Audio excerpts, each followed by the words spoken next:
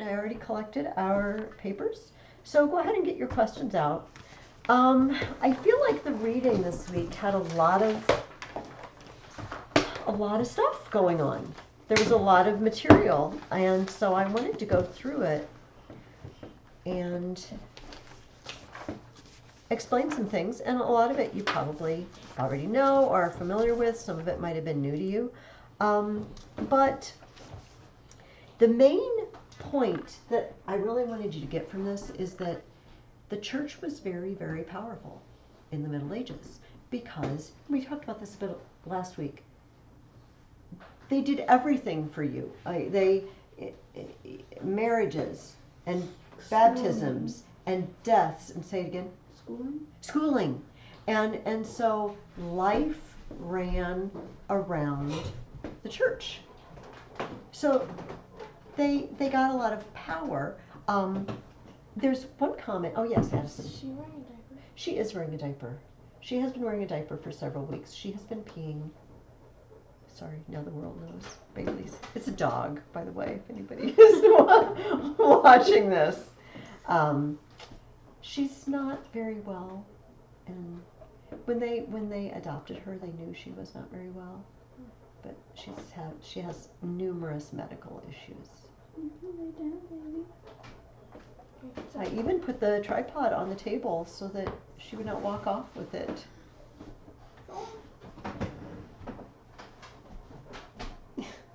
Sometimes I feel like she's just looking for love or relief from woes. I'm not sure.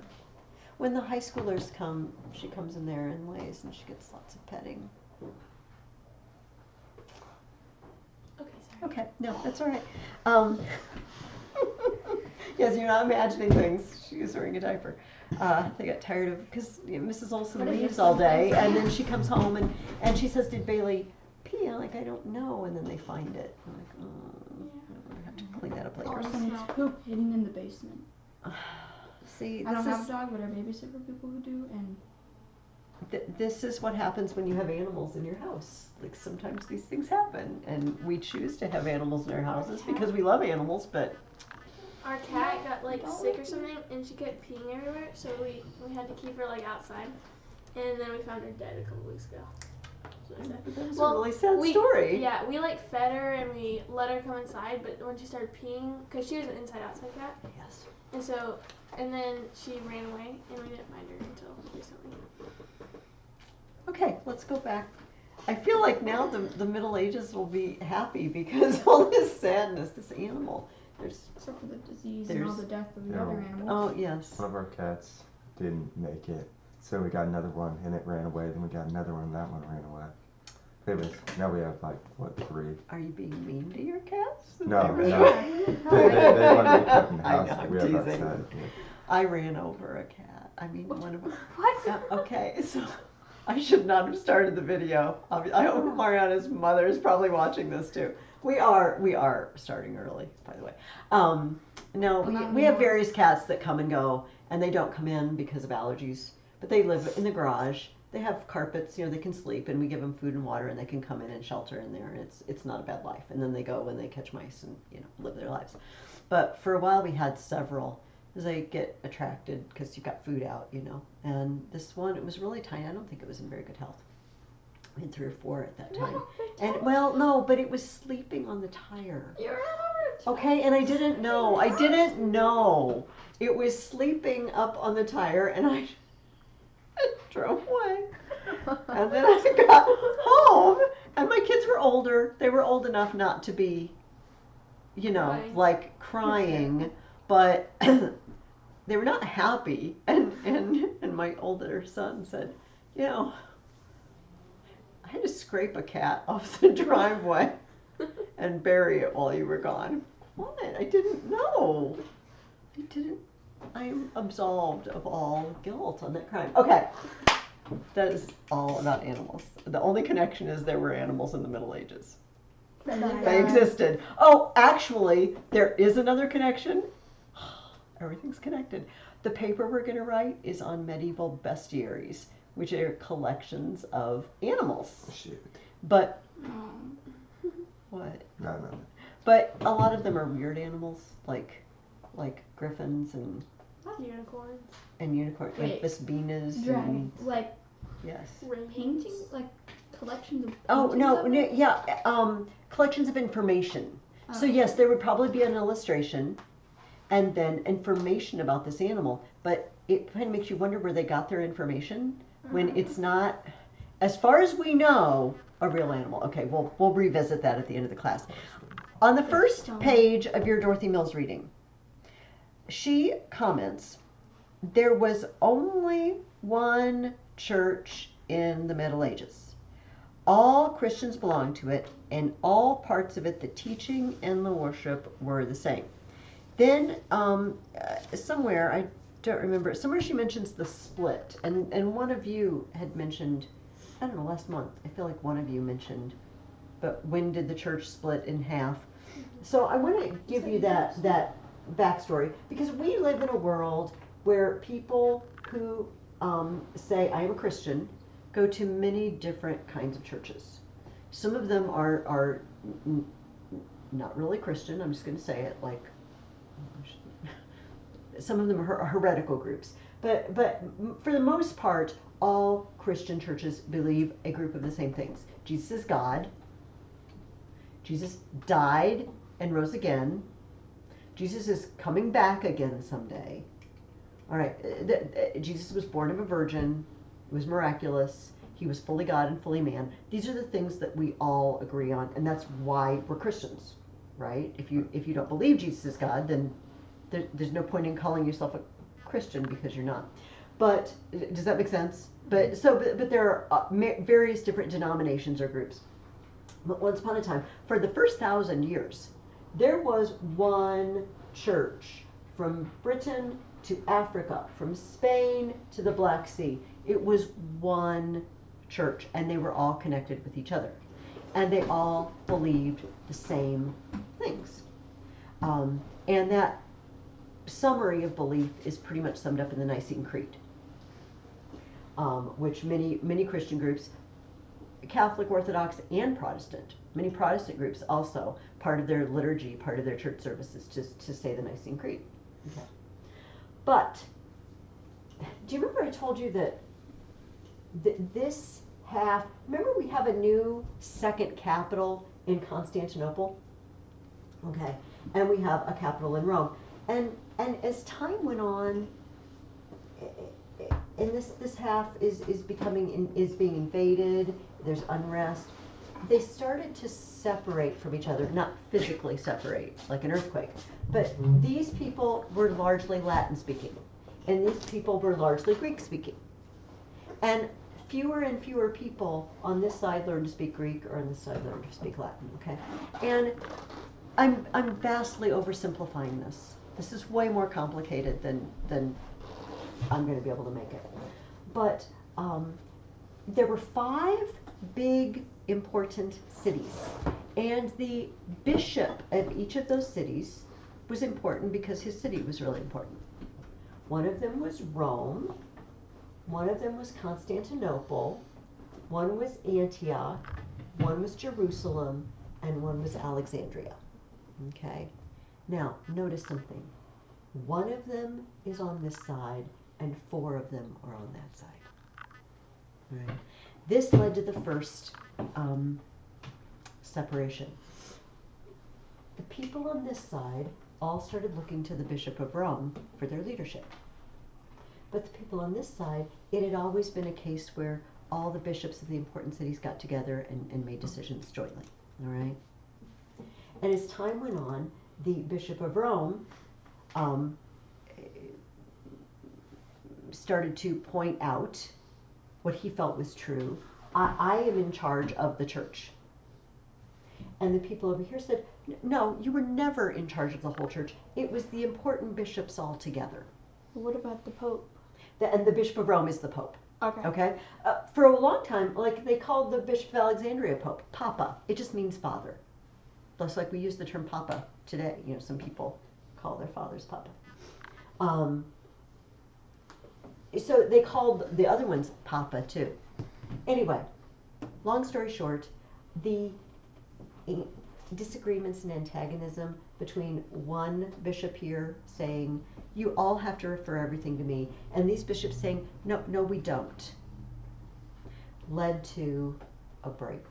There were also some other things. The Nicene Creed became altered in the West, and the Eastern Church disagreed with that alteration. All right, there was an addition to the creed, and the Eastern Church said, no, you can't do that without consulting all of us. And they said, yes, we can. So, like I said, it's more complicated than that, but that's the easy version. They distanced and distanced and distanced until a day in 1054 when the West sent ambassadors to Constantinople to try to work this out. And basically, the ambassadors excommunicated the Bishop of Constantinople, and the Bishop of Constantinople excommunicated them. They said, you're not part of the church anymore. We're throwing you out. Wait, something did happen where all the bishops went for help to Rome, and they made an agreement that they'd all be one church, and they went back over. And They then, did. And then the people They got did. mad at them, so they said, never mind. They did it. They didn't have the authority.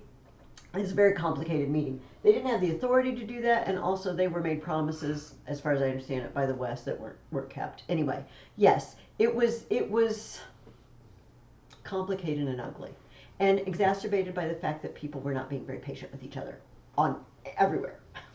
All these people. But long story short, the two sides split, and they are still split today. There is a Roman Catholic Church and there is an Eastern Orthodox Church. But they don't speak Latin. What, It's a the Roman dead Catholic language. Church? Yeah. Except Yeah, there's still, yeah. there's Catholic, they're Latin masses, Yeah, you know. And many Orthodox, like the Greek Orthodox Church in East Moline, some of it's in Greek, but a lot of it's in English. And because America has kind of stirred up the pot, you know, we come from everywhere. Anyway, in this book, she is concentrating, when she says there is one church, she's talking about the Western half. This book, remember we talked about Justinian and the Byzantine Empire, and we talked about the chariot racing riots and things like that. We're kind of leaving them alone now, because that's a whole different class.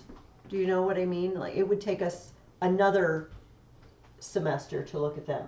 So we're just focusing over here. So when she says there's one church in the Middle Ages, these people are ignoring the existence of these people, basically. And we're just talking about the one church that's here, yes. So when people think of like Middle Ages, they think of like what we're going to be studying. But why do we not study like China or like Greece during that time? It's just not interesting anymore? Well, because we are the heirs to what rose up here.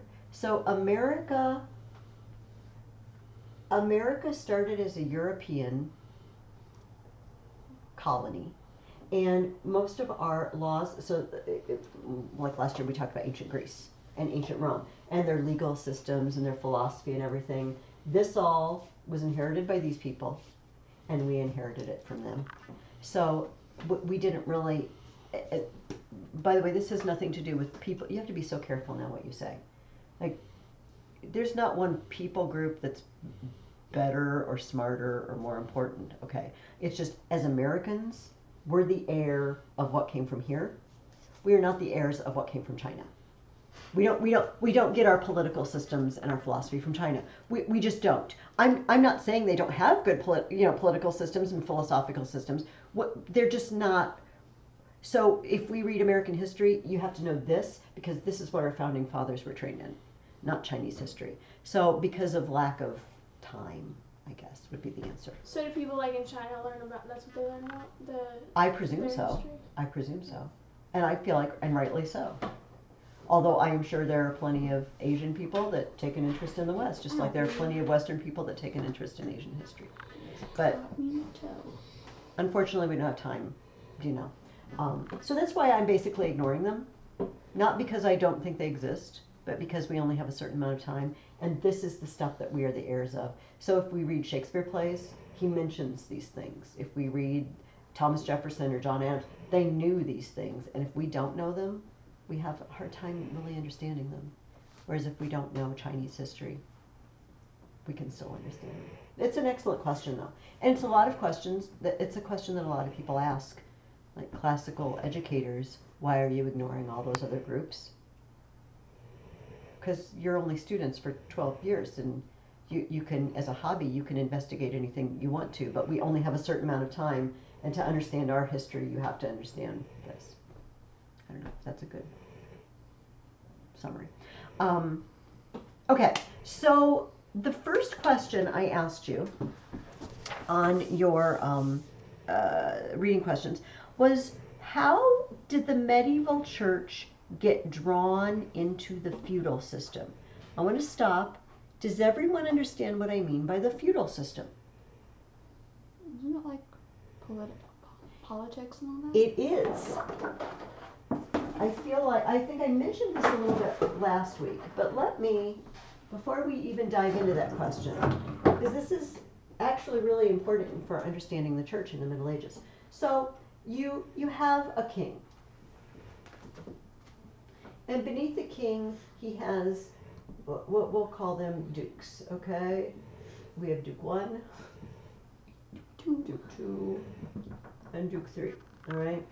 And the king, it is a pyramid scheme. It really, really is. So to each of these dukes, and there could be more than 3, obviously, he gives a grant of land. He says, you can have this land and all the people on it and all the income from it and everything.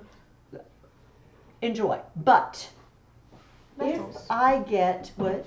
Vassals. Vassals. And these are the vassals. These guys are his vassals. And I wanted to make sure we understood what I meant by the term vassals, because I'm going to use it a lot. Okay. I thought it was spelled with an E in the book. I don't remember. There might be different spellings. I think it was an E in the book. Really? Yeah, but there might be different spellings. I remember it with an E. Okay. In return, if the king gets into a scrape, if he gets into a war, they've got to raise soldiers and take them to defend the king. But each of these dukes can then, Lord 1, Lord 2, Lord 3, by Lord I mean, you know, like a nobleman, Lord 4, Lord 5, Lord 6, okay. Is that by rank? No, I'm just to distinguish them. There's just a bunch of them, all right? Each duke can then pass out land. And they've got the same. Now, I am the lord of this guy, and this lord is the vassal of the duke. They have the same arrangement. I give you land, you give me service. So if the king calls me up, I call you up, and I say, you get some guys. The lords... They normally have like servants Yes. or people who they allow to live on their land, but they make them work and like give them all the food. Yes. And we could actually have another layer below this, but eventually we get down to that layer that Natalie's talking about, where they are the serfs. They are not slaves, but practically. Yes, I see Natalie's going to, because they don't have a lot of options. They're not owned, they're not bought and sold, but they're poor enough that they can't just pack up and go somewhere else. This is how they live. And so they harvest the fields for the Lord, and they have to give him a certain percentage of the produce. That's what he lives on, and the rest of it that they can keep for themselves. Or it might be they have to say 1 day out of 6 or 2 days out of 6 they have to work for the Lord. And then the other days of the week they get for themselves. That sort of arrangement. You've got a question. So you said there was another layer. What was that? Well, I mean, there could be lesser noblemen. Like there could be layers of noblemen. You could have counts, dukes, lords, barons. The same thing. And it just keeps going and expanding. Did it work? Did it work? In what do you mean by the question? I mean, work in what way? It's so complicated to have so many layers and to have them in charge of, like, you know, like the duke's in charge of them, but then if one like level doesn't come through, then it messes up the whole thing. Yes. This is true, and in some cases it did not work. So if I am Lord 3 and things are going particularly well for me and I feel very, very strong, maybe when Duke 2 calls me up, I just say, nah, I don't think I want to. And I count on the fact that Duke 2 is so busy with the king that he won't send guys to come whoop up on me for disobeying. So here's it's like a wave, and here's the wave. Sometimes the king and his head noblemen were really, really strong. And then it worked well, but it might have been hard on the people below. Sometimes all these noblemen were really strong and the king was weak, and then it did not work well because they just said, forget it, I'm not going to do what you want.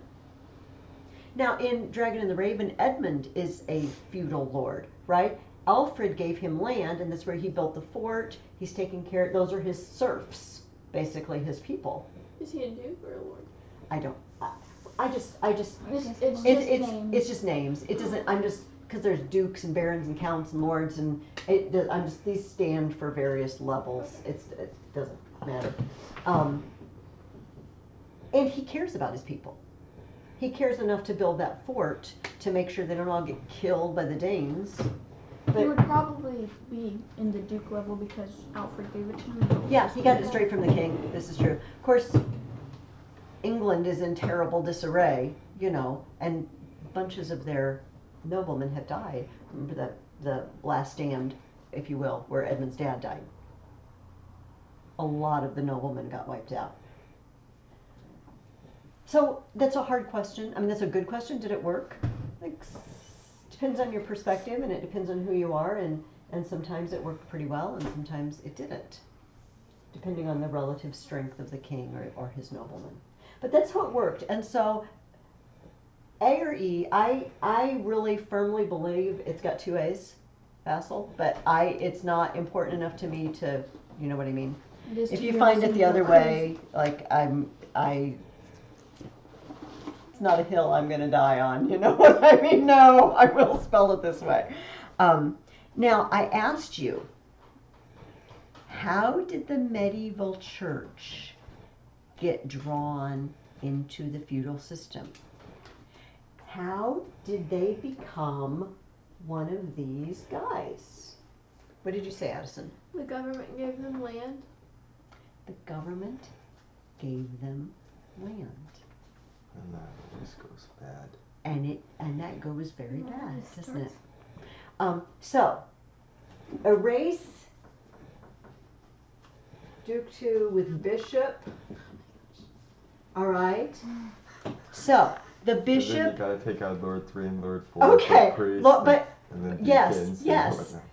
But you have somebody who maybe was given his position by the king. He was given lands to rule over by the king. But yet he's a ruler of the church. So here's the problem. Does he owe his allegiance primarily to the king or to God? The church. You would think so. You'd really hope so. You would hope so. But no, they can't. But, so say I am king and Andrew's going to be bishop. Why might, Does that mean we're Lord 3 and 4? you know what, this is not going to really be analogous to our situation here. I'm the queen. Okay, doesn't matter. What are some reasons that I might choose Andrew to be my bishop? You're now not yourself, okay? He might seem faithful to you more. He might be faithful to me. Maybe he's my friend. He's my buddy. And I think that when Andrew is bishop, he'll do anything I want because he's my BFF. And he will ignore the Pope and he will just do what I say. Isn't he the Pope though? I thought you said the Bishop of Rome was the Pope. No, but the Bishop of Rome, but there are lesser bishops. Like every area, every diocese has its own bishop. Yes, absolutely. When they were like selected by the king, was that as the church or just as a person? Like, As the leader of the church? Or? Yeah, I mean, because a bishop is a leader. So we should clarify what a bishop is. So, do you remember, we talked about the Roman Empire, we talked about this last year, but I think it was at the beginning of this year too. The Roman Empire had divided, in the late empire, had divided itself up into little districts, okay? Because it was so big. Like And they had, states? yes, like states, like counties. Like Illinois being divided into counties, okay? And so each, and by the way, that's why we use the term county. It used to be in charge, a count was in charge of the county. But not in America, because we never had counts. Okay. So each of these pockets, each of these areas, the church took over this division, and each area had a bishop, an overseer, over all the priests and the churches in that area. All right? Just to make sure everybody's on the same page, that no priest is going off like a loose cannon and he's just teaching some weird stuff that the church doesn't really believe. And if the priest is not such a good guy, which, okay, church people can be not such good people too, they have somebody to appeal to. They can go to the bishop and say, this priest is not a good shepherd. He's a bad shepherd and he takes money from his people. So we have all these bishops. Okay, does that make sense to everybody?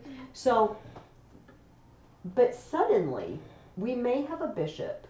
Okay, now none of us are queen or count or bishops or anything. We're just serfs. I'm sorry, we've all been demoted very rapidly. I take back my And shame. we're just serfs. What if our bishop cares more about serving the king than serving God, and starts taking it out on us and those beneath him? This can be a problem. What if the bishop cares more about his lands that he's inherited and his money than he does about us? Then you call up Robin Hood and hook Well, his I was just family. going to say that. I was going to say, this is the situation we find in Robin Hood. So this explains also, I kind of wish Dorothy Mills didn't do this. You probably noticed that there was a big section about a parson, a guy on a pilgrimage to Canterbury, and it's written in Old English. Not Old English, it's written in Old English is Anglo-Saxon. Middle English. Do you know, well, do you know, did you read this? Do you understand what I mean? And the spelling is all weird and it's hard to read. So kind of like Shakespearean? Well, except Shakespeare uses normal words that we can understand. It's just some of them are archaic words, but this is difficult to read. I didn't see that. Yeah, me neither. Here, do you have your book with you? What part is that? Okay, it's at the very beginning of the section that I had, chapter 8. Okay, so is your book like mine? It's on page 137. I have this one. That's the kind I. 137. Oh, okay, never mind. So, okay, turn a couple pages. It should be chapter 8. There we go, there we go, yeah. A good man was there of religion, and he was a poor parson of a town. I'm updating it. But rich he was of holy thought and work. He was also a learned man, a clerk, that Christ's gospel truly would preach. His parishioners devoutly would he teach. Benign or kind. I just want to say this should be the spelling because it makes a lot more sense. Kind was like he, town, and there's wonder no diligent, and in adversity full patient. Okay, so Yes, this is how English should be. we're going to so actually much talk easier about to say. this book that this is from Work? later. It's not work. Good. That's so easy. I like We do. English does have a lot of strangeness. It really does. Christ. I understand totally why people have trouble spelling English words. This is so much better. So she put this in here because this is an example of a churchman who is doing his job. Wait, was this guy really named Innocent? Well, I mean, that wasn't his real given name.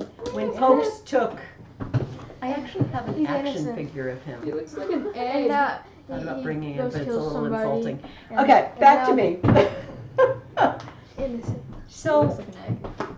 in this book, The Canterbury Tales, that we're going to read a retelling of later, we meet some churchmen who are really doing their jobs and some who aren't, who are more concerned with hunting and feasting than they are with God. So back, this has been all an introduction to our first question. Holy cow. How did the medieval church get drawn into the feudal system? We answered that, right? Because kings gave them their position and their lands. So now they are vassals of the king. So wait, was it like two different jobs, or was it like they? No and yes. One's part-time. Yeah, and Which you have one? to choose which one. Oh. Yeah.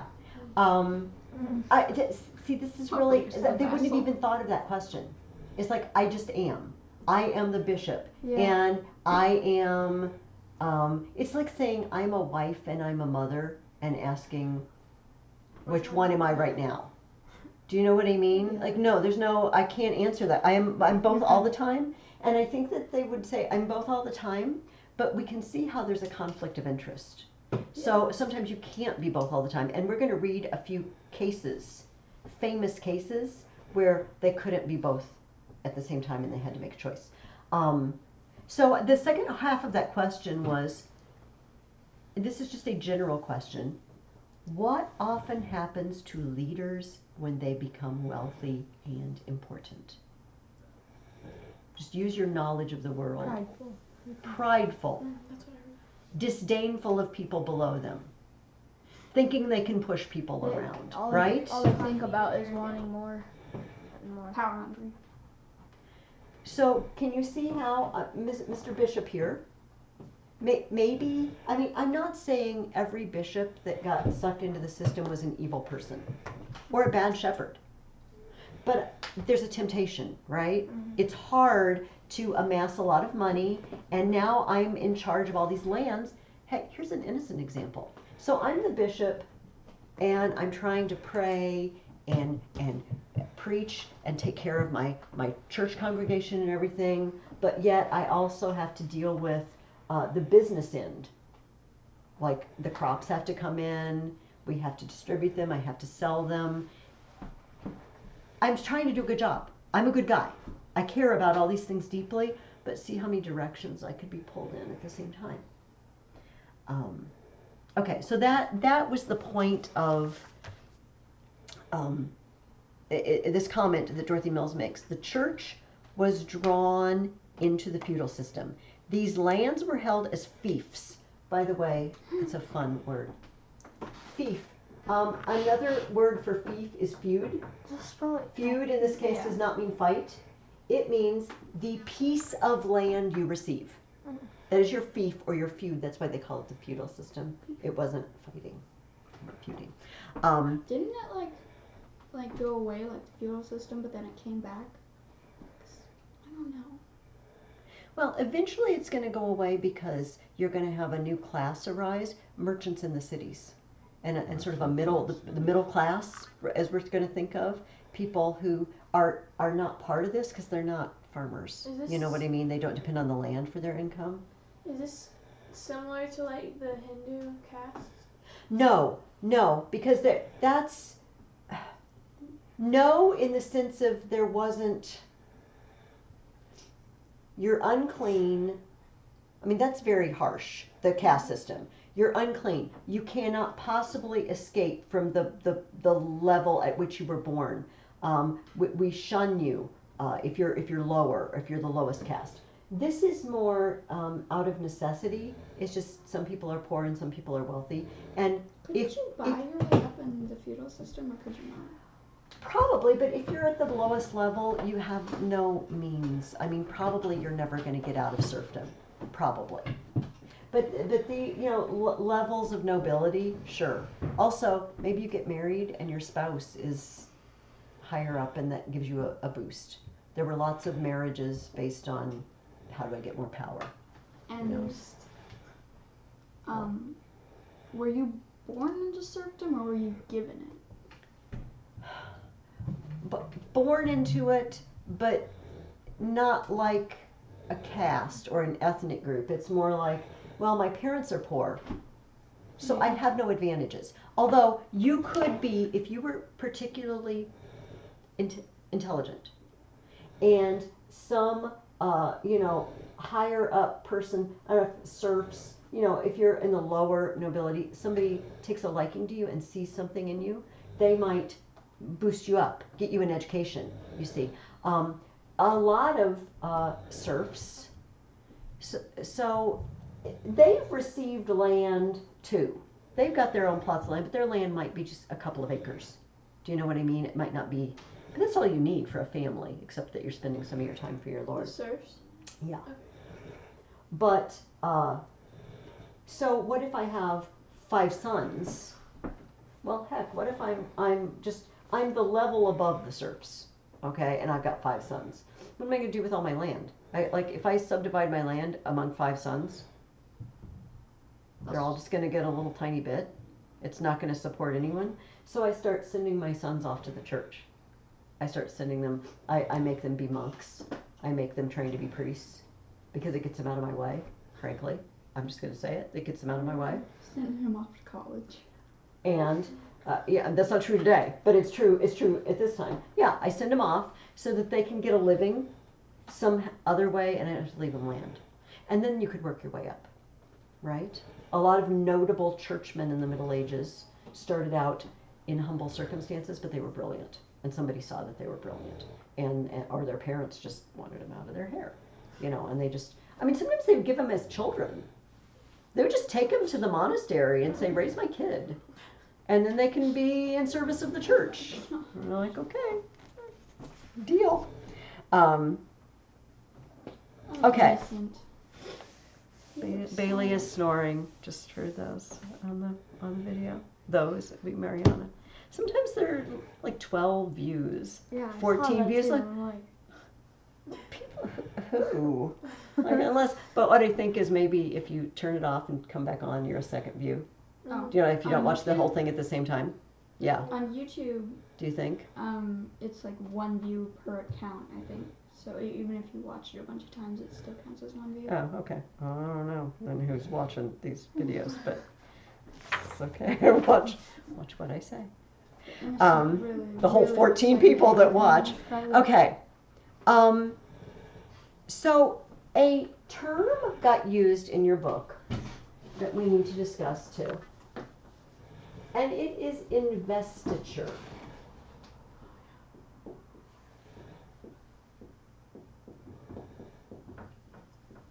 you see vest in there? Like the word vestments? What are vestments? What the priest wears.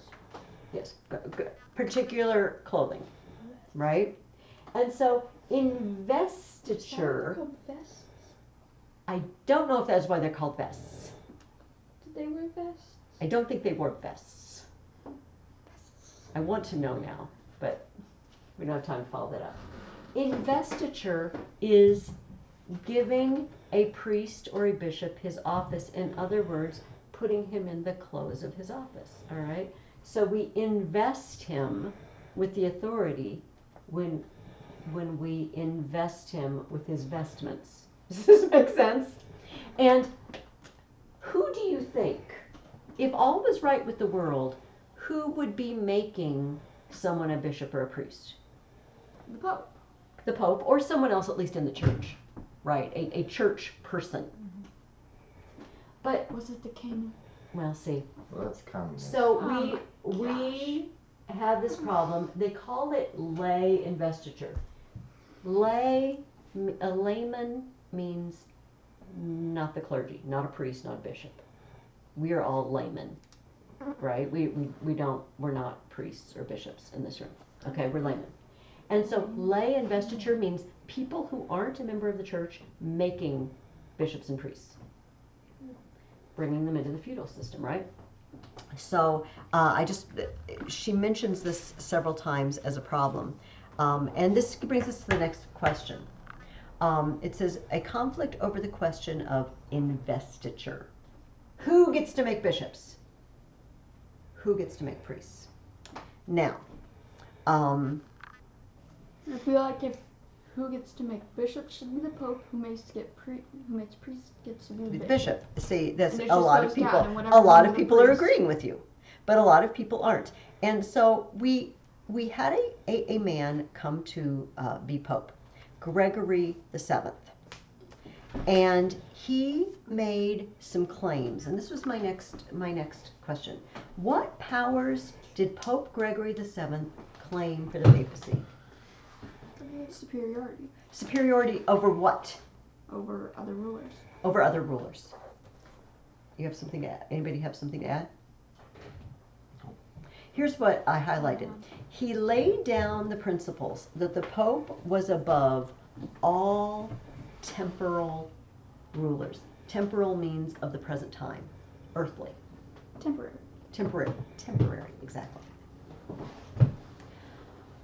Ideal. I'm now the Pope. Okay. I'm speaking as Pope. You be the Ideal. king and the Pope. Can be anything I want. Just snap my fingers. I deal with eternity. I deal with people's souls. I deal with things that are lasting. Therefore, I am more important than all of you. You are kings. Congratulations, you're all kings, but you're all below me. You're not important because you deal with, as Natalie said, temporary things. All right? This was his claim. Now, this is kind of weird for us, isn't it? Because we live in a world where, we have the idea of the separation of church and state. And we don't think of the government bossing the church around or the church bossing the government around. Right? I mean, it Biden happens. running the church.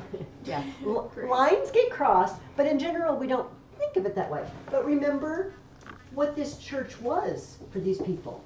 It was from their very first breath, you're baptized, you can't get legally married without the church. Could you be You born can't in the leave. church? What? Could you be born in the church? Born in the church building? You mean physically born in the church? Or? No, Yes. like Your mom can just walk you in know, the church. unexpected. And this probably happened.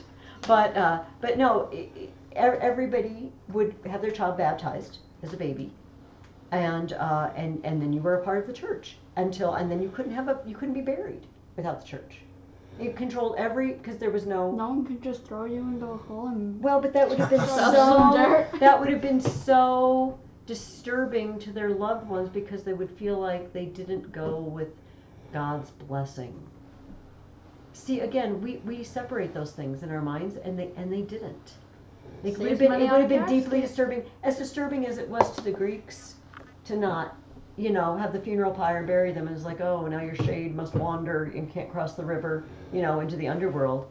That's how they felt. Like it was a religious service, seeing someone off to be with the Lord. We still have at church. And we still have funerals at church, right? And we still, even if it's not at a church, we tend to have some sort of scripture reading or something. All right, that Priest. It is kind of cool that weddings and funerals still are always, even if you're Ties not to the Christian, church? yes, it's still in the church. because a wedding is a spiritual thing. Because you have to be It's not- ordained to marry someone. You do. You have to. You have Not to just go to anybody church. can marry. So moving back to Pope Gregory, there was a guy, Henry IV. Oh yeah, I And- listened to something on him. Yes. I know the whole story of what happened. Henry IV. Okay, so do you remember Charlemagne? I hope you remember Charlemagne. He was When with did us just Charlemagne- such a short time ago. Charlemagne died. Newsflash: Oh. Charlemagne is not living. Wait, Oh wait, my No, wait. Charlemagne died, and after he died, How did he die? he just old age, I He believe. just died.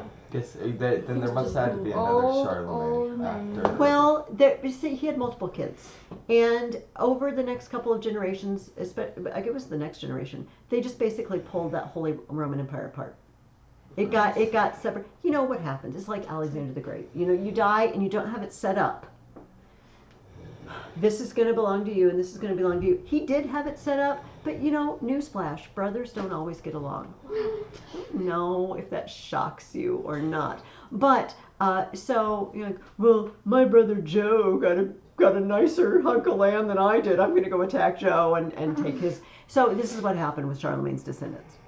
until it fragmented. But it was a guy named Otto. Okay, and Otto the First brought it back together again. It's mostly what we think of today as Germany and Austria and Switzerland. You know, kind of a little more to the east of France. Anyway, eventually this realm came to Henry the Fourth, and he was the Roman Emperor, the Holy Roman Emperor. And I'm going to read it straight out of Dorothy Mills. He disregarded the decrees of Gregory concerning investiture and appointments. Because Gregory, of course, saying, I am more important. You kings can't make bishops. You kings can't appoint priests. Incorrect. You are not allowed. It's not valid. I will be doing that. Henry ignored this. But I thought, was he talking about just within the church? I thought he was talking about like country and everything. Oh no, just in the church. Bishops, no, he's allowed to appoint his own lords and barons and noblemen and stuff because he's the king. But not bishops. Not church affairs. Is that what your question that is? makes a lot of sense. Yeah, so is he saying, I thought he was saying like he didn't have to, like he could tell people, more like he was a ruler above the king, like a ruler over the people. And he is. And hold on to that thought because he's going to use that weapon here in a minute. Okay, when Gregory attacked him for these things, Henry wrote him a letter in which he refused even to address him as pope, saying he was no pope, but a false monk, and demanded that he leave Rome. I, Henry, king by the grace of God, demand this of you, he wrote, and with all my bishops I say to you, come down, leave your office. Gregory retorted by excommunicating the emperor. He throws the emperor out of the church, and listen to this, Addison, and releasing his subjects from allegiance to him. Think about it. Allegiance to The Pope has just said to all of King Henry's subjects, you don't have to obey the king anymore. Oh, he released him from the king, not Yeah. So, in this case, he is claiming all power, right? He's saying, the Pope, is saying, I can come into your country, and not only can I throw you out of the church, but I can come in and I can tell all of your people, yeah, you don't have to obey him anymore. He's not legit anymore. I release you from all oaths. All his noblemen don't have to obey calls for military service. To do anything. The Pope also, I'm going to zip ahead to this because he uses this in England. We're going to go back to this in a little bit. Another weapon, he can cease all church activities in a country. I don't like what you're doing there. The church is suspended in your country. There's no church. No one can get baptized. No one can get married. There's no church. No one can die. The king can do that? Dying is The illegal. Pope can do that. Why would the Pope do That's that? so To his little. own church. No, To church in another punish country. the king. So follow me. What is the king This is just very. gonna let it on the people? That's But what are the people going to? Okay, so now we're the that's almost people. moral. We're the people, except Jack. Jack's the king. Oh He- yeah, thank you. Yeah, and unfortunately, it's not going to be a good time to be king for you. Oh, shoot. Okay, King's so awful. the Pope has now said to all of us, there's no church in your country because he won't obey. He won't listen. He won't stop making his own bishops. He will not obey. So all of you, must sorry, no marriages, no baptisms, No deaths. no funerals, nothing. What are Crimes we illegal. going to You will do? die. You will live. Perfect. Hey, Penalties what are for we death. going to do We riot. against Oh, you? shoot. Yeah. Uh, Yeah. We don't like him We're anymore. gonna break We're down going to the put the wall. pressure on him. You need to obey the Pope because we won't take this anymore. And we're going to start burning things down and rioting in the streets and stuff like that, okay? Make sense? Okay, so Henry, this happened to Henry. He said, the Pope said, your people do not have to obey you anymore. Henry threatened to depose Gregory, and for 2 months he held out. Then, realizing he would be ruined unless he made peace with the Pope. Because none of my people, what good does it do you to be the king if no one will obey you? Cancel. I feel like the whole obeying me thing is an important part of the whole king office, right? Probably. So this was my next question. What did Henry IV do? He actually went outside. I believe he was kneeling out in the cold for like 3 days or something, wearing, I think it might have been sackcloth. Yeah. And you've heard it. He went, this was, the Pope was not in Rome. The Pope had been traveling north, and he was in, I don't know, an alpine region. It was mountains. It was cold. Is Canossa or That's Canossa? Canossa. Yeah. That's I always what say the book says, Canossa, too. but, Okay. I never heard it, so I just didn't know how to say it. Yeah. and so, yes, it says on January 21st, 1077, it's January in the mountains. Ooh. Henry presented himself at the gate of the castle, but Gregory refused to see him unless he gave up his crown and insignia of royalty and confessed himself unworthy of the name and honor of king. Henry was at length admitted into the courtyard of the castle, and for 3 days he waited there in the bitter cold, dressed as a penitent, barefoot and fasting. On the 4th day Gregory received him. "Holy Father, spare me," cried Henry in abject submission. What a king. So, here's my question, the second part of that. Who was in charge there, king or pope? Pope. Pope. Pope. I'm gonna He's in answer charge King everywhere. 0, Pope 1. Pope, Right? More like Pope 10 Pope 10. million.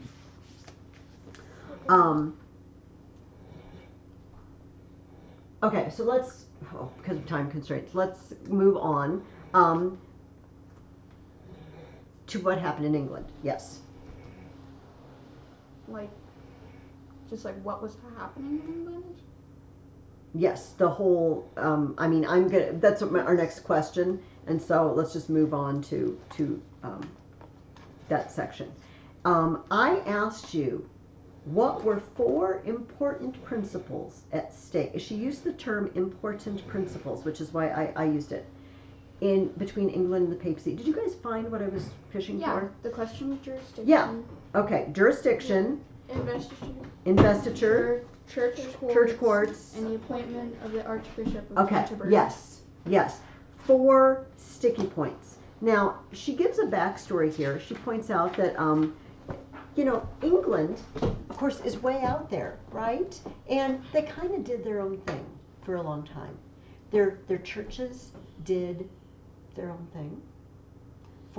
It wasn't not until the 700s, they were still celebrating Easter at a different time than the rest of the church, and there was a big controversy about that. This sounds very I think it is very minor, but when monks became monks, they cut their hair in a certain way, and it's called a tonsure. It looks so bad. And they did a different tonsure in England. I know. No. I know, shocking. No, they went against So, the trend. But for the most part, they stayed out of the limelight. When William conquered England in 1066, this changed everything because they got drawn in. He William was a Norman. William is a Norman, and he's a vassal of the King of France, and so they got drawn in. And the Pope started taking a closer look at what was happening in England, we'll say. Okay? So the first question, the question of jurisdiction, how far the Pope might interfere in English affairs. This Pope was in Rome, right? Yes. Okay. So, in other words, I'm King of England, and I make a law. You always get to be a good king. No. And then he's awful. He's awful. He's the worst. He's the worst king we ever had. Is he even the king anymore? No, Because he's done. I've taken over. It's Mhm. under new management. Well, I got excommunicated. Yeah. Cancelled, And you died shivering and alone in some hovel in Scotland. canceled. No, oh, okay, I don't know. He was exiled, right? Yeah, you know what? It's all made up anyway. So. Okay. I mean, What Henry. did No, happen? that- Henry gave in, Oh, and then he was king. and he was king. It didn't end there. It went back and forth. It's more complicated than that, but basically he gave in. So jurisdiction. I'm back on this question of jurisdiction. If I'm the king and I make a law, can the Pope step in and say, you don't have to obey that law? Am I in charge of my people, or is the Pope in charge of my people? Yeah. That's what I mean by jurisdiction, okay? Like how much, Can he overrule me? On what? On everything? On laws that I make for my kingdom. That makes Okay, sense. so that's question 1. Question 2, investiture. We already talked about that for a long time, right? Question 3, church courts. Okay, so she went into this. I will summarize what she said about church courts. So there's 2 court systems. There's. Is she in the way? I just she just want to looks- accidentally Oh, get her. okay. Yeah, I'm not sure she care. I'm not sure she even feel it. It's kind of large, you know. There were 2 court systems. One court system was the government system, and one was the church system. Church people could only be tried in church courts. But here's the problem. Oh, and by the way, church court punishments are much lighter than government court. So I want to be tried in the church court if I can be, because they're going to not be so hard on me if I'm found guilty. What makes me eligible to be tried in the church court? Well, you'd think it was if you're a priest or a bishop or something, Or a monk. but it got to the point where anybody who could read and write, Oh, wow. because it made you a clerk. So people often trained to read and write because they would be in service to the church. They weren't clergy, you know what I mean? But there were secretaries and stuff. So basically, we all get tried in the church courts just because we can read and write. Well, so I'm let's pick on Addison here instead of Jack. Addison's just a bad piece of work. She's not a good person at all. She cheats and she steals, and I think she even bumps people off occasionally to grab their stuff. But you know what? Addison can read and write. And so she's like, hey, church court for me, because they won't execute you. There's no capital punishment in the church. They won't. What is the punishment? Oh, like confiscation of I don't know, probably some imprisonment, maybe exile, maybe You have to confiscation stand in of the stuff. corner for 5 minutes. It was harsher than Time out. standing in the corner. Corner scene. You will be giving 12 But this spanks got to be a big broom. problem because rotters like Addison were getting away scot-free from their miserable, horrible crimes. Oh, I was just set for Because they robbers. just So said, this is I can be the tried in the third church of court. But this was legally like, Legal. yeah. It was legal. legally legal.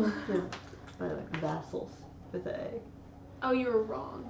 I've seen it in other books. It's okay. Because I always pronounced it vessel. Yeah. Oh, okay. They're vassals. All right, I'm skipping up. Okay, to The appointment of Thomas the Archbishop. Becket. Okay, yeah, to the appointment of the Archbishop, because it's the Whenever I appointment. hear Thomas Becket, I think of the guy on Pirates of the Caribbean. Oh, yeah. Oh. Is his name Thomas Becket? Maybe it's just Becket. It's just It's Becket. pronounced I don't know if Becket. we know what his first name is. Yeah. Okay, I'm skipping over the bit about Anselm. Hang on, I'm trying to decide where I want to. Okay. The Norman kings were strong rulers, and under them the royal power was being strengthened and centralized. But they had not tamed the church, and at this period in her history, it was the church that withstood the encroaching power of the king. The most famous of all medieval controversies between king and church, even maybe more famous than Canassa and Henry IV, even though that's really famous, is the case of Thomas Becket. Okay, we have, it's another Henry, no relation to Henry IV.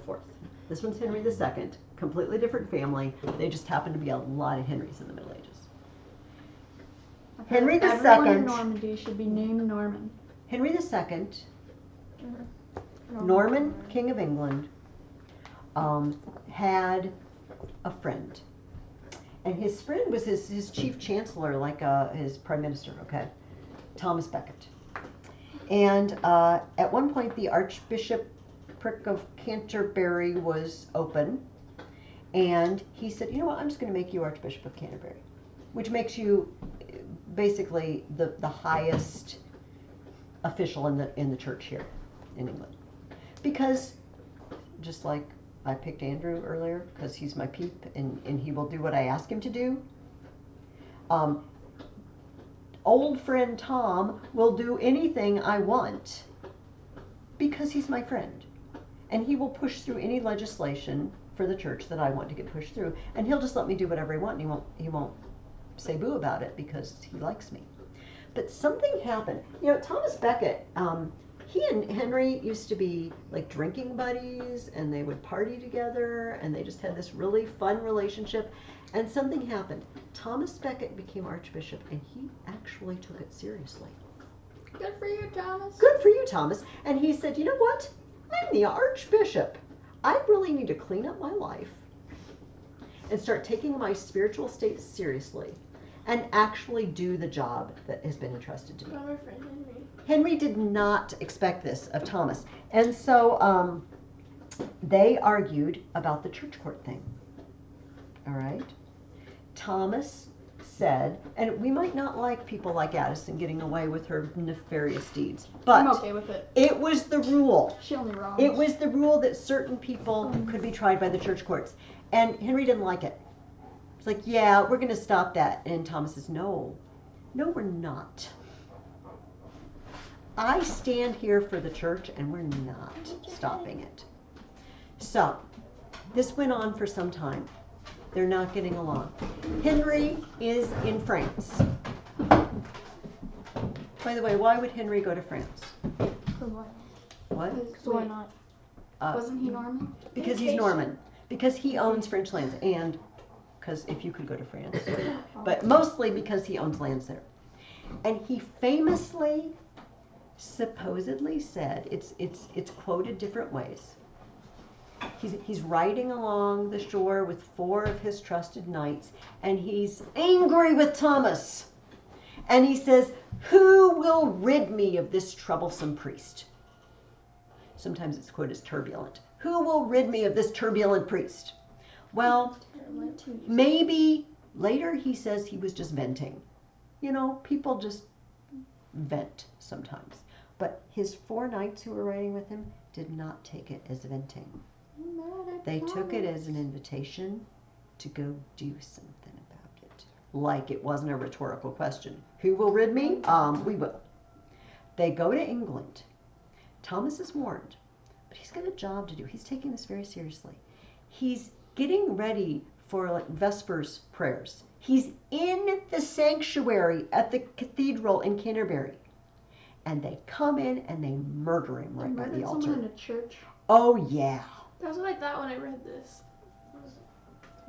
And I guess that's the last question. What happened to Thomas Becket? He was murdered. Yes, and indeed martyred. People immediately saw him as being martyred for taking a stand for the church's position. All right. Not just because there was a quarrel between old friends. All right. He was taking a stand for the church. Now, at the beginning, where we read that kind of weirdly written thing about there was a parson of a town, okay? This is from a book that we're going to read some stories from later called the Canterbury Tales. Canterbury is... You know the Archbishop. Yeah, this is England. All right, that's not very good. This is Scotland. Okay, and here's the Thames, and here's London. Okay, so Canterbury is down here. Wow. Wait, so how? So it's like right there? It looks like one of those blobfish things. How is England Or maybe in Scotland unsee one it now. thing, but then Scotland's on top and England's like, what happened there? Did they, is that when the Romans built the wall? They were, yes. Well, no. They were always, hey, Jack has asked a very good question, which we're going to pursue because we can. Why is Scotland its own thing and why? Okay, so England and Scotland were separate because they were different people groups in Scotland. There were groups of people called the Picts and all these crazy tribesmen up in Scotland. Oh, the Picts. And so they were separate. Okay, That's and Ireland being. Isn't that who Yes, the Picts. Angles came to fight Yes. when they were helping? Good remembering. Yes, the Picts were invading, and the Angles and Saxons came in. But in 1604, Queen Elizabeth, the first one, died. And she never married, she had no children, but she had relatives in Scotland, Oh. and his name was James, King James, and he was King James the Fourth of Scotland, and he was like, his mother was a cousin of Elizabeth's. Okay, so they were the same family. They asked him to come down and be King of England, and he is King James the First of England. He's the King James Bible, King James. And so you see, there's still two separate countries, but he's now king of both of them. Does that make sense? Yeah. And so they kind of got drawn together. We're actually, though, it's interesting you're asked this question, because in the spring we're going to read a book called In Freedom's Cause, all about the freedom fighters, William Wallace and Robert Bruce, who said to the English, "You are mistreating us." This is before King James.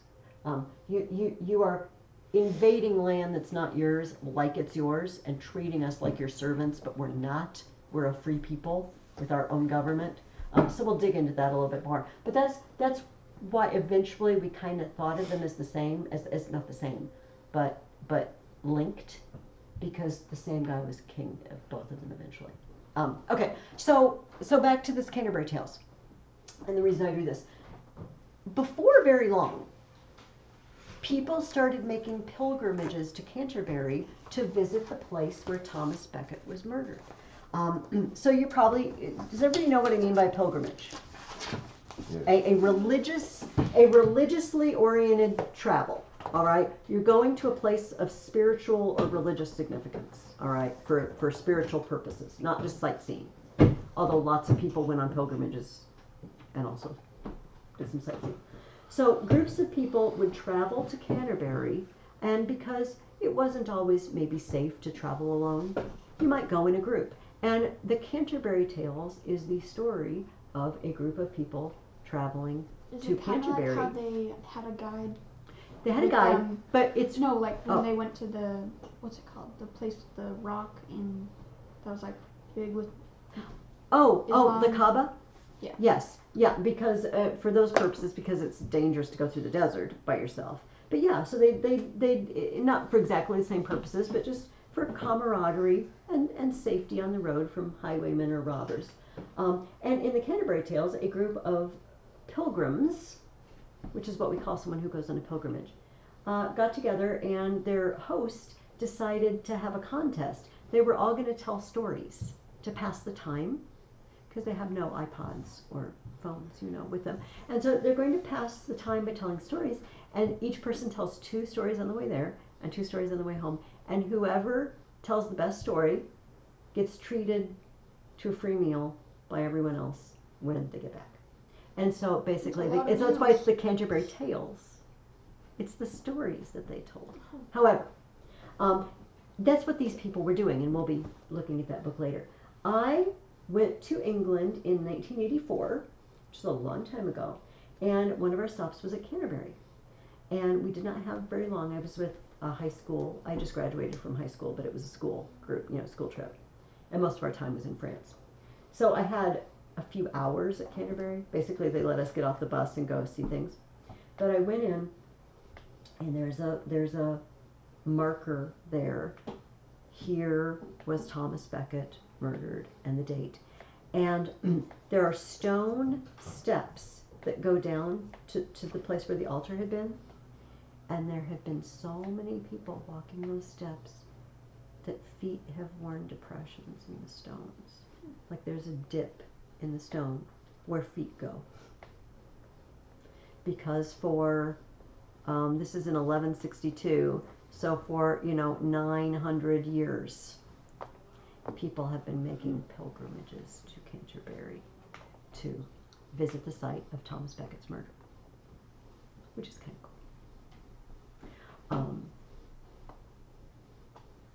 So this gives you a little kind of confused taste of.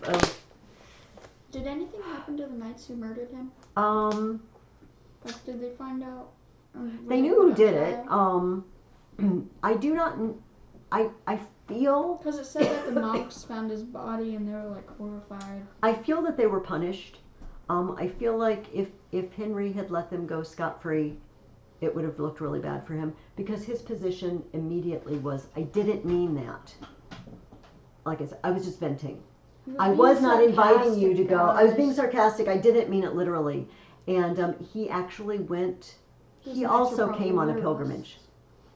And he came and he wept over Becket's tomb in Canterbury and said he was sorry, although it was a little late for Mr. Becket. Fast forwarding to the end, we're going to go back to this issue later. But you mentioned Robin Hood. You know Prince John, who's later King John, the lion. lion. Does he have a mane, or is he a? Cause is he a tiger? I don't remember him having a mane. What is this? In Robin Hood? In Robin Hood, Disney's Robin Hood. Never Anyway,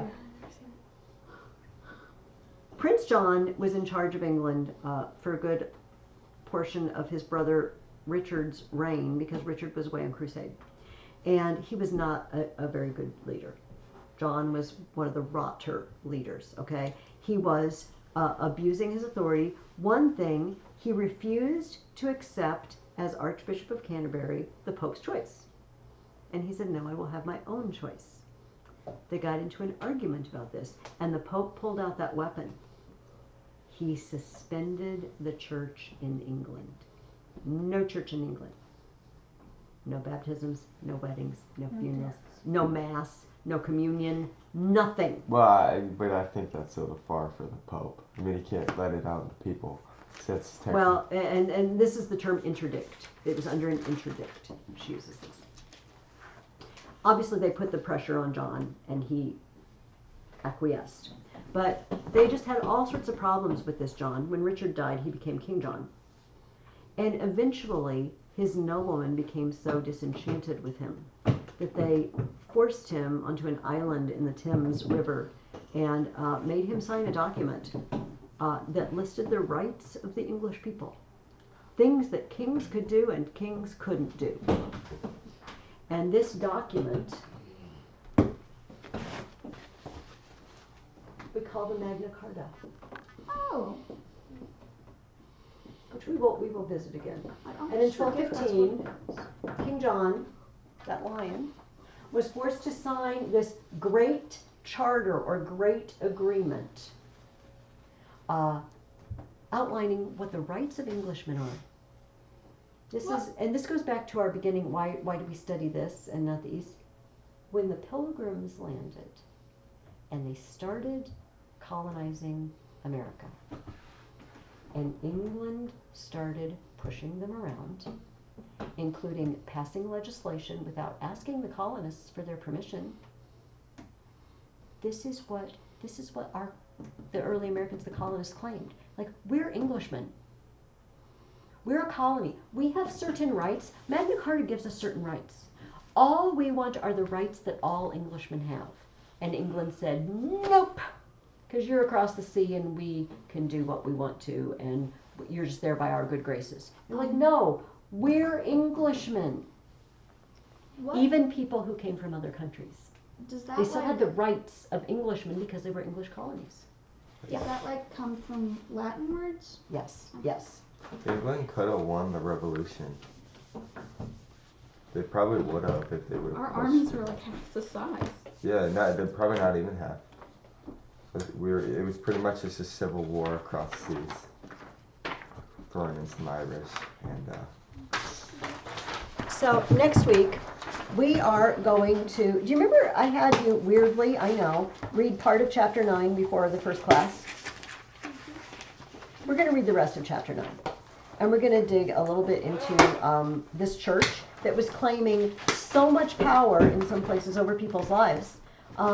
Also, we are going to be looking at cathedrals, the beautiful monuments built to how important the church was, and also Like Notre Dame? how, yes, and how much money and time people were willing to put into the building of something that might, actually probably, will not be finished in your lifetime.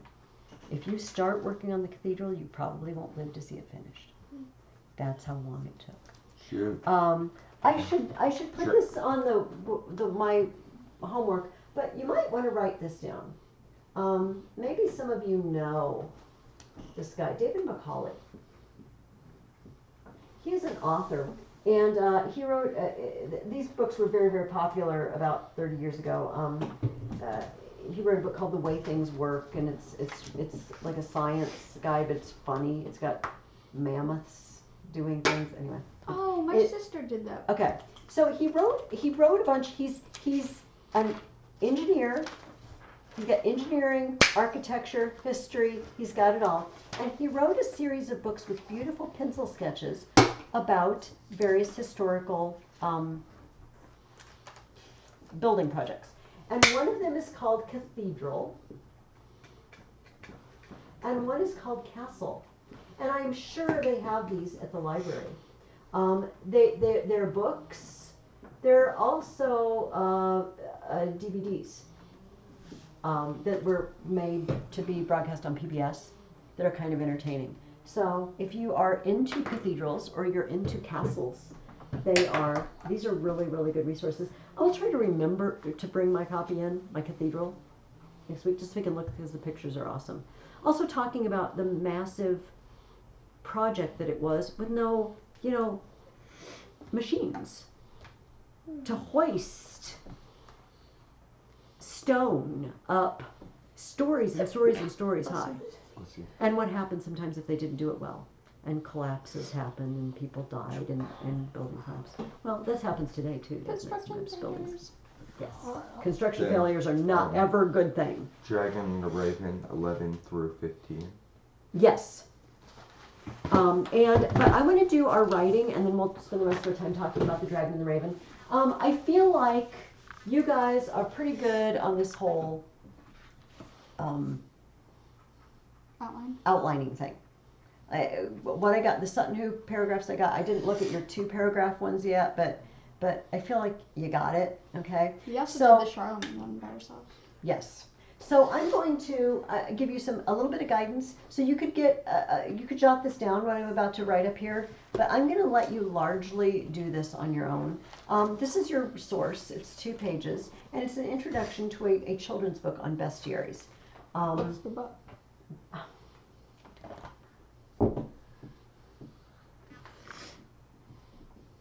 Bestiaries. All right. That is our topic of the entire paper. Okay.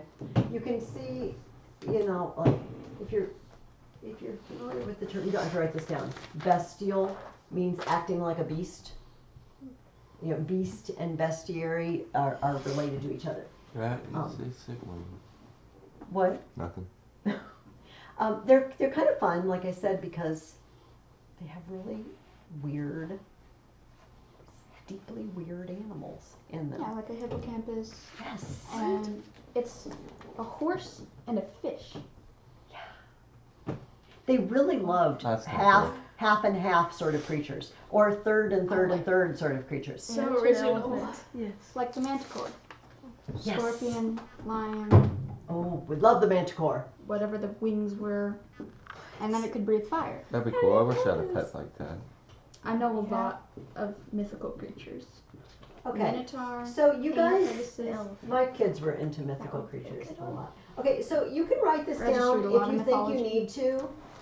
It's basically what we've been doing. Remember, I put 5 down. It's anywhere from 5 to 7 points, maybe 4 to 7 points. Now, when we did the Bayou Tapestry one, I gave you a source that was divided up, like the paragraph sections had titles, so you kind of knew what was going to be it. This is a step above. There's no separate sections here, but I'm going to make it easier for you by guiding you, because I know what's in here.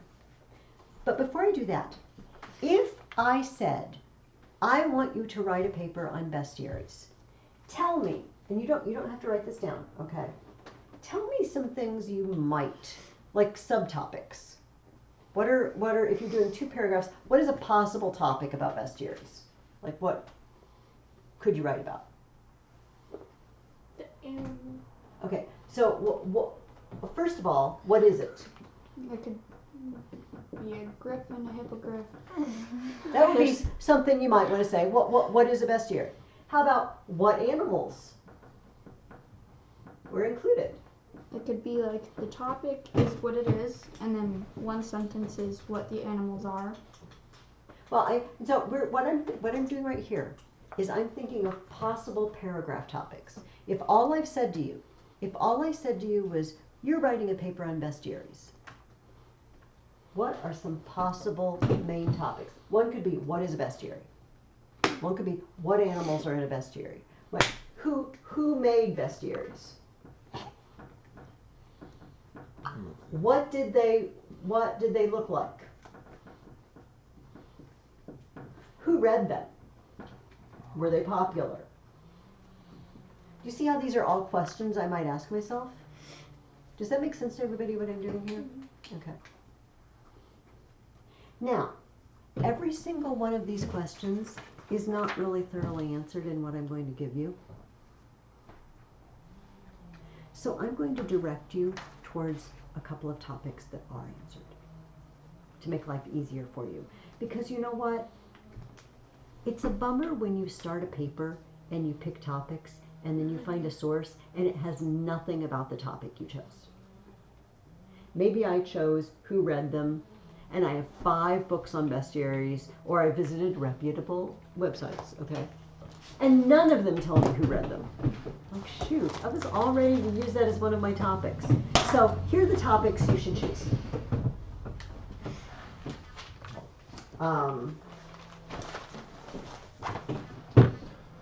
What is it? And what animals were included?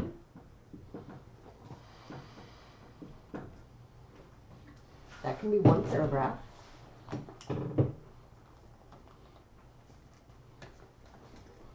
And the other one is why did they choose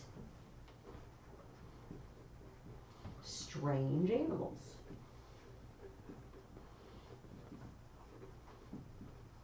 Like strange animals for the combination, or like they Strange. ended up strange? No, strange. But you know what? Like uncommon. Substitute mythical. Mythical. And creatures that we're pretty sure never existed. All right? We can't prove it, but we're pretty sure that there were no manticores or amphibians or we're pretty sure. Choose for what? Yeah. Choose for what? What do you mean they choose? What does that mean? Okay. Why did they include? Like in stories and stuff? Why did bestiaries include mythical Were they animals? for children? Bestiaries? Was No. it like? They were just for people. Okay, so I want to make sure that my topics are clear to you. First paragraph, what is a bestiary and what sort of things were in a bestiary? Second paragraph, why did people who made bestiaries include in them animals that we're pretty sure didn't ever exist? Because if I'm going to write, I'm Mrs. Ferguson's Dictionary of Animals. And I would probably just put animals that I know of. Do you know? Why did Mrs. Ferguson choose to put a griffin in her Mrs. Ferguson's Dictionary of Animals? Does Mrs. Ferguson think griffins are real? Sure. Does she just like them for some reason? Was she writing seriously? Or was she writing it as a joke? See, that's the sort of thing. I happen to know that the source I'm going to give you gives you a lot of possible answers to that question, which is why I chose that question for you. The 5-year-old would end up putting a unicorn in there, seriously written. Oh, you. So, I would like you to make an outline. This is going to take you 5 or 10 minutes, really. 10 minutes maybe to read through this and just jot down some, if it's interesting or important. Then you're just going to write it back again, right? Does everybody feel good with that? I would like you to try both our parallelisms, right? Parallelism 1 is when we use 3 words of the same sort, 3 adverbs, 3 adjectives, And parallelism too is when we use three phrases or clauses. I realized last night when I was reading my paper, I was reading my paper over again, and I realized that I put P3 for P2, and then I didn't correct it. Sorry. And then you know what, that's okay. You didn't invent another sort of parallelism. I would also like you to look for one other thing. Those of you who have done the Institute for Excellence in Writing, may I erase this? This is good. Are we okay with that? He uses something called dress ups, and Mr. Pudawa, Andrew Pudawa is the guy who came up with this program. But this one is worth our taking a look at. A strong verb. We all know what a verb is, right? An action word. I could say, Sally walked to the store. All right, perfectly fine sentence. Walked. But it doesn't give me a lot of information. Walked isn't very specific. What if I said this? Sally trudged to the store. That makes it sound like she didn't want to go. It makes it sound like she didn't want to go. Sally skipped. Did you say skipped at the same time as me? Great minds think alike, that's what they say. Now she sounds happy to go. Sally strolled to the store. Does she sound like she's in a hurry? No. Sally rushed to the store.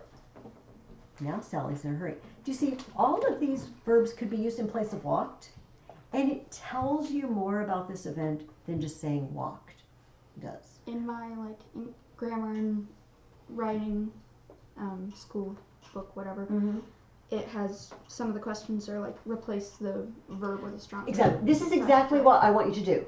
So somewhere in your paper, I would like you could put in the margin SV if you think you have a particularly good verb, or you could just underline it.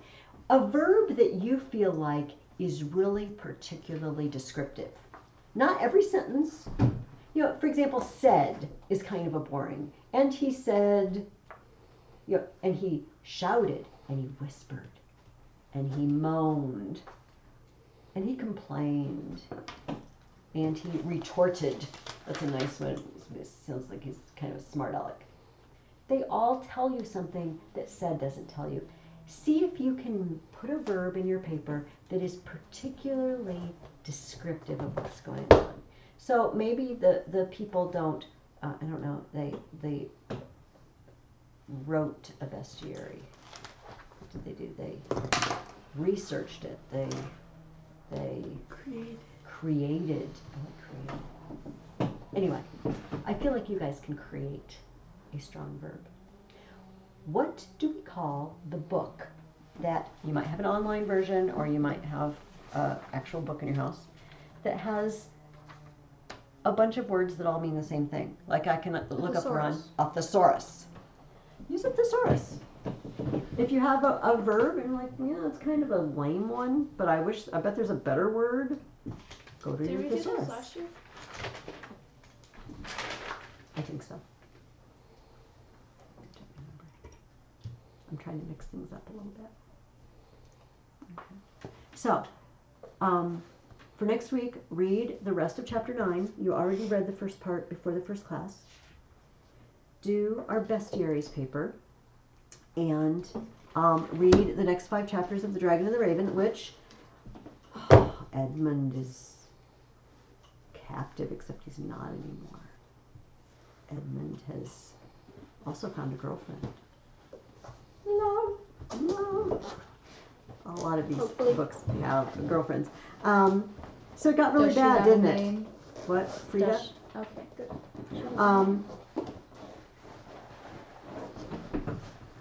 So I wanted to look at, when he spared the guy's life, right? Because his daughter. What? He just cut off his arm instead. Well, I don't mean that guy. I mean Frida's father. Oh, yeah. Sigbert, right? And I just thought that this was an interesting that our author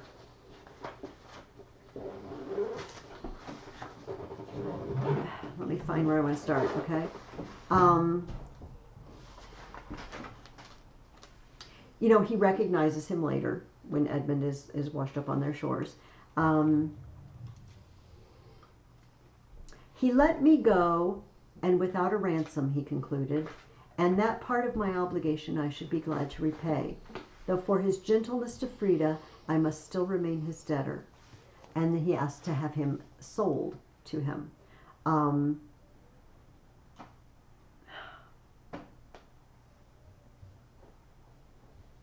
I guess the thing, this isn't the section I wanted, I'm sorry. Did Edmund let this Danish guy go? Because he could have killed Frida's father in that fight on the boat when they were forcing their way down the river. But he let him go. Do you think Edmund let him go because he hoped for a reward? Why did he let him go when he could have killed him? Well, because He's Christian or something.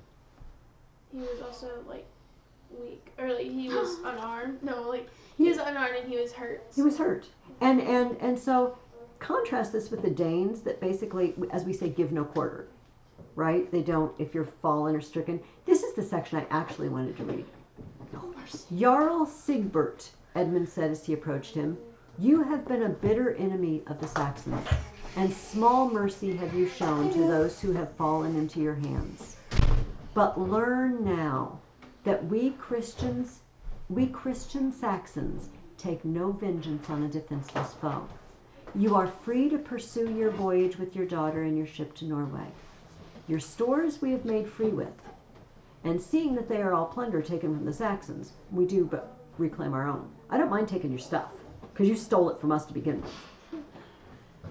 But I don't kill. He says, remember, Jarl, that your life has been in Saxon hands, and that they have spared it.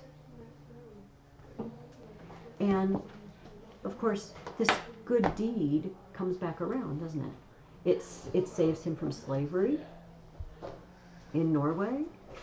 It gets him the goodwill of the Danes. Did you notice how even when he's fighting Swen, like a bunch of people are rooting for Edmund? Yeah. So. Because apparently Swen is a little bit of a jerk. But also because they just really admire Edmund, because he's a nice guy. He could have killed this Danish lord, and he chose to let him go because he felt sorry for his daughter, and because he was unarmed and hurt, like you said. Because he had that code of conduct that the Danes don't have. And I guess my question for us is, you know, in Christian circles we talk a lot about evangelism, which is an important thing, but is it possible that just in the way we treat people, that speaks volumes, you know? But here's the scary part.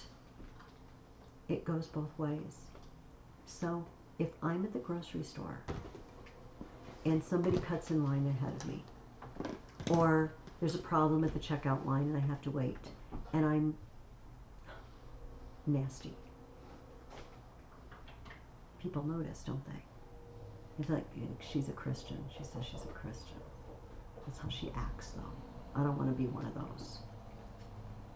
Like, our good deeds, our good attitudes speak volumes like it does for Edmund. Even Frida is to the point where she's saying, yeah, I don't really understand this Christianity thing, but if you're one, maybe it deserves looking into. I thought it was because you're a good guy. I thought it was kind of funny when she was rooting against Swen. Yes. She was rooting against him. She It's kind of was. sad. Like he was willing to die for it basically because he was going to go to war and stuff. Yes. And she just didn't want anything to do with him because Because she was glad when he cut off his arm. He's a bit of a jerk, and Edmund's not. And so it probably did not come as a surprise to you when they pledged their, engagement or whatever. I will come looking for you. It's kind of obvious that she had a bit of a crush on Edmund. And who wouldn't? After you could have killed my dad and you let him go.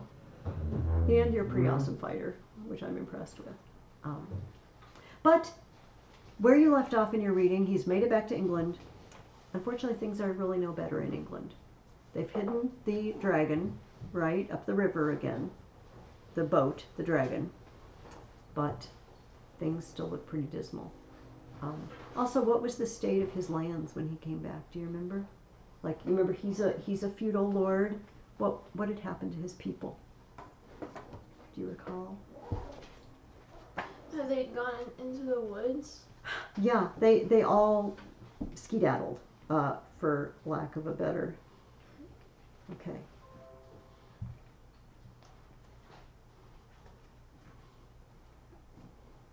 I'm sorry, I'm not going to be able to find it. In every village through which they passed, they found evidence of the mastership of the Danes. Many of the houses were burnt or destroyed. In every church, the altars had been thrown down. Monks and priests had fled across the sea or been slain. I